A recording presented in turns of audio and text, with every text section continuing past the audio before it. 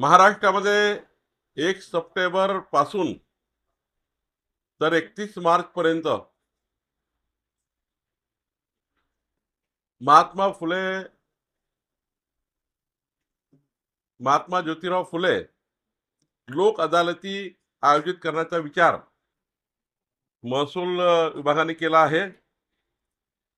द्विशताब्दी निमित्त हा अभियान आहे। या अभियानामध्ये तहसीलदार, प्रांत, एडीओ, कलेक्टर आणि ॲडिशनल कमिशनरकडे ज्या केसेस आहेत, ज्या अनेक दिवसापासून केसेस प्रलंबित आहेत, या केसेसचा निपटारा लोक अदालत घेऊन करायचा असा निर्णय केला गेला। वर्षानुवर्ष लोक तहसीलदारकडे, एडीओकडे जातात, पण केसचे निकाल लागत नाही। तसं वर्षभराच्या आतमध्ये केसचा निकाल लावा लागतो, पण 3-3, 4-4 वर्ष केस प्रलंबित आहे। पुणेमध्ये आम्ही मॉडेल तयार केलं। पुणेच्या जिल्हाधिकारी यांनी लोक अदालत घेऊन 11,000 केसेस निकाली काढल्या। लोक अदालत घेणे म्हणजे दोन्ही पक्षकाराला बोलवणे आणि दोन्ही पक्षकाराला बोलवून दोघांचं म्हणणं ऐकून त्याच ठिकाणी निपटारा करणे। या पद्धतीचं अभियान आम्ही राज्यभर राबवतो आहे। सर्व तहसील कार्यालय, सर्व प्रांत कार्यालय, सर्व कलेक्टर कार्यालय, सर्व कमिशनर कार्यालयामध्ये लोक अदालती होतील आणि ज्या वर्षानुवर्ष केसेस चालू आहेत त्या केसेसचा निपटारा होईल। मला विश्वास आहे ज्या पद्धतीचा शासन निर्णय आम्ही केला आहे, या शासन निर्णयाचं तंतोतंत पालन केलं आमच्या अधिकाऱ्यांनी, तर निश्चितपणे या राज्यातल्या 50% केसेस या समझोता करून निकाली काढू शकतो असा अभियान या ठिकाणी घेतलेला आहे।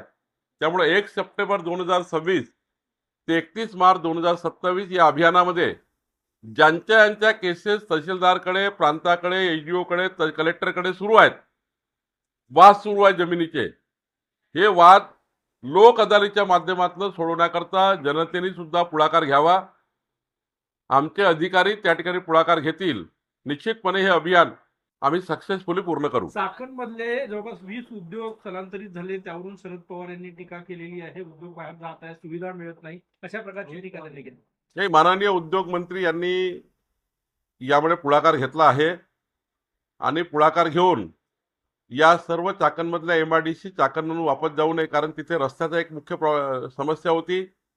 माननीय नितीन गडकरी साहेबांनी तिथे पुणे चाकण हा जो रस्ता आहे त्याकरता या ठिकाणी भरीव तरतूद केली आहे। मला वाटतं बाकीच्याही फॅसिलिटी ज्या आहे आणि गरज पडली तर शरद पवार साहेबांनी जी सूचना दिली त्या सूचनेवर आमचे उद्योग मंत्री उदय सामंतजी हे निश्चितपणे काम करतील आणि कुठली इंडस्ट्री परत जाणार नाही याची काळजी आम्ही घेऊ। राहुल गांधींनी संदीप दीक्षित यांना एका कार्यक्रमात भेटी मारून पंतप्रधान नरेंद्र मोदी यांच्या परराष्ट्र धोरणावर टीका केली। व्यंगात्मक ती टीका होती की ज्या प्रकारे मेलिन यांच्यासोबत त्या भेटी गाठी झाल्या। राहुल गांधीला आता काही धंदा उरला नाही, व्यंगत करतील। व्यंग करणारे लोक फार काही टिकत नाही। शेवटी व्यंग करून कधी माणसं मोठे होत नाही। राहुल गांधीकडे आता व्यंग केल्याशिवाय पर्याय नाही। ऍग्री स्ट्राईकमध्ये 1.5 लाख शेतकऱ्यांची नावं नाहीये, ती नावं येण्यासंदर्भात काय प्रयत्न? काल मी जमाबंदी आयुक्ताकडे स्वतः गेलो होतो। त्या ठिकाणी संपूर्ण आढावा घेतला। राज्यामध्ये 2,31,000 शेतकरी असे ज्यांच्या नावावर 7/12 नाही आहे, जमीन कसतात पण 7/12 नाही। मग ते आदिवासी भागातले शेतकरी आहे, कोकणातले शेतकरी आहे, काही आकारपडची शेतकरी आहे, काही त्या ठिकाणी वेगवेगळ्या कायद्यामध्ये अडकलेले इनाम देवस्थान जमिनीमधले शेतकरी आहेत ज्यांच्या नावावर अजून प्रॉपर्टी कार्ड झाला नाही, 7/12 झाला नाही। या सर्व शेतकऱ्यांना त्यांचा पीक विमा योजना असेल, पीक कर्ज असेल, हे सर्व मिळण्याकरता आम्ही आता पुढाकार घेतो आहे आणि मला विश्वास आहे कालपर्यंत 60,000 आकडा आम्ही पार केला 2,31,000 मधून। आता 1,60,000 लोक राहिले आहेत।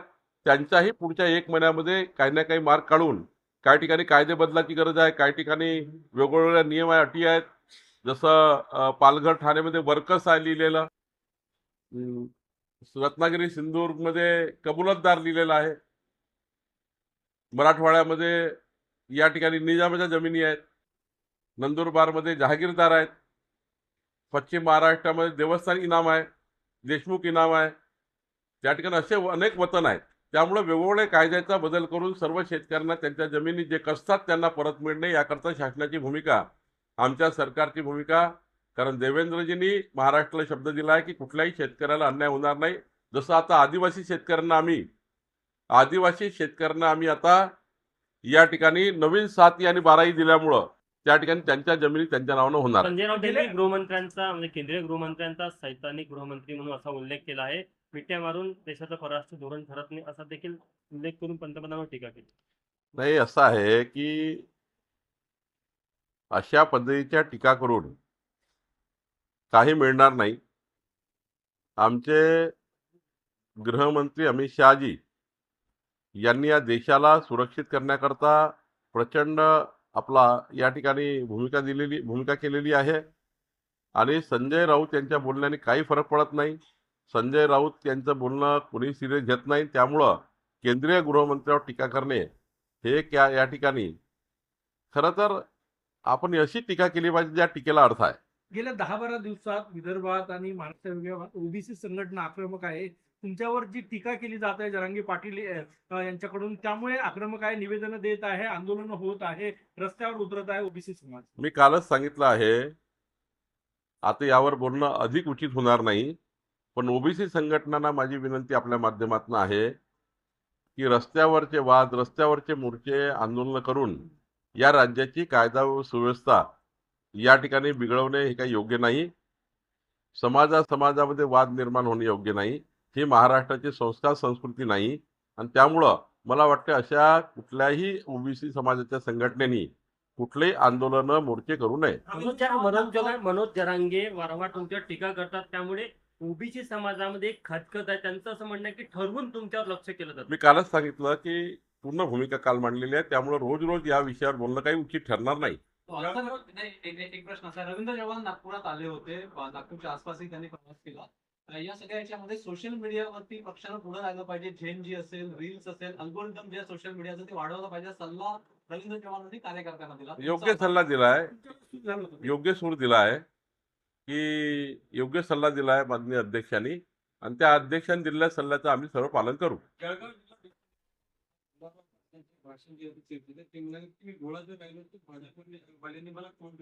भाजप सेना युती मागच्या 30 वर्षापासून आहे. भाजपने शिवसेनेला, शिवसेनेने भाजपला भावासारखं सांभाळलेलं आहे. पण त्यामुळं असं वक्तव्य काही मला वाटतं कुठल्या उद्देशाने केलं मला माहिती नाही. पण ठीक आहे, चर्चा करेल त्यांच्याशी मी. सर 10,000 फ्लॅट नागपूरमध्ये असे आहे. 10,000 पैकी काही फ्लॅट स्कीम अशी आहे जिथे एक मजला हा एसी रूम बांधलाय, काही ठिकाणी लिफ्टचं व्हायलेशन आहे. या 10,000 फ्लॅटची रजिस्ट्री होत नाही. तुम्ही आदेश दिले की 4 महिन्यामध्ये याचा निकाल कसा लागणार? 10,000 फ्लॅटची रजिस्ट्री कशी होणार? नागपूर शहर जिल्ह्यामध्ये 3,940 इमारती अशा ज्या ओसी नाही आहे. फक्त बिल्डर्सनी नकाशा मंजूर केला, पण नंतर मात्र सर्व नियमाचं उल्लंघन केलं. रेरा ऍक्टचं उल्लंघन केलं, नगरपालिका